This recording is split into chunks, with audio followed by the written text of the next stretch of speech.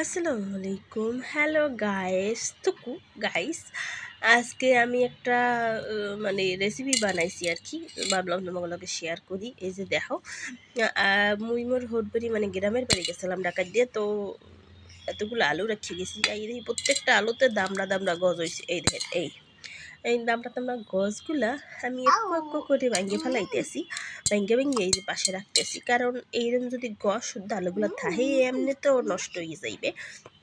যাই হোক, একটা চিমসা আলু যেমন হয়ে গেছে, সেকন সেকন হয়ে গেছে, মোটা তাজা আলু থই গেলাম। হ্যাঁ, এরকম হয়ে গেছে। এই গছগুলো দেখো, অনেকগুলো গজ হয়েছে।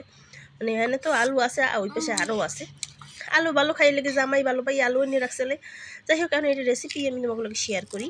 দেখো, ওই যে ফ্রাই প্যানে একটুখানি তেল দিয়ে এলো। এমনিতে মই তেল একটু বেশি খাই। যাই হোক, তবুও তেল দিয়ে লবা, তোমাকে যেরকম যে আর মনে চাই এরকম তেল দিয়ে লবা। হেয়ার পর তেলটা গরম হয়ে উঠবে।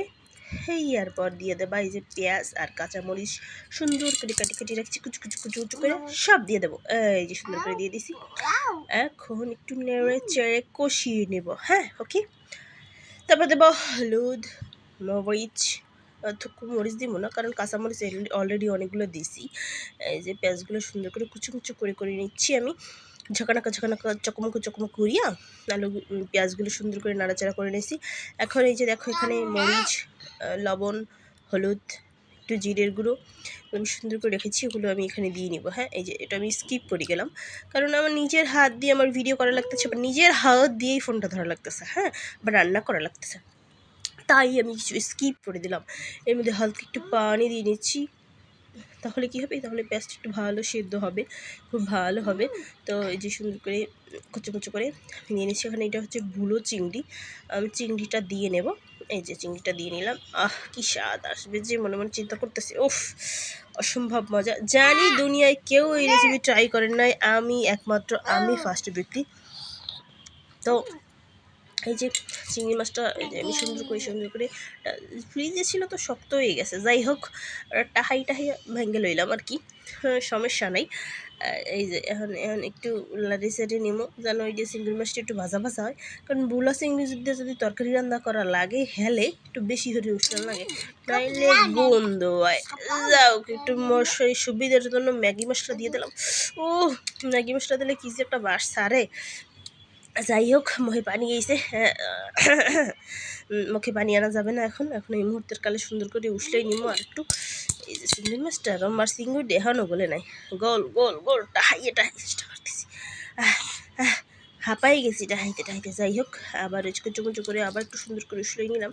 চিংড়িটা ভালো মতো দেখছেন ভাজা ভাজা করে নিয়েছি, কাল চকমক হয়ে গেছে।